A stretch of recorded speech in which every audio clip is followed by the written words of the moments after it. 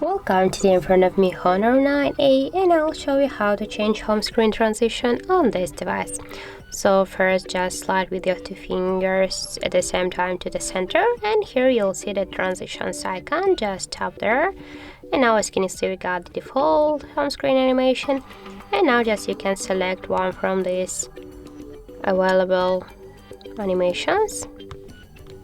Okay, and you can select one from this, and for example I'll go with the rotate one.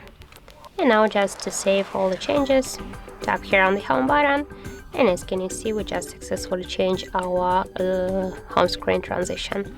And just to change, for example, if you want to change this transition to the default one, go back again, and here as can you see we just turn back our transition to the default one. So that's how it looks.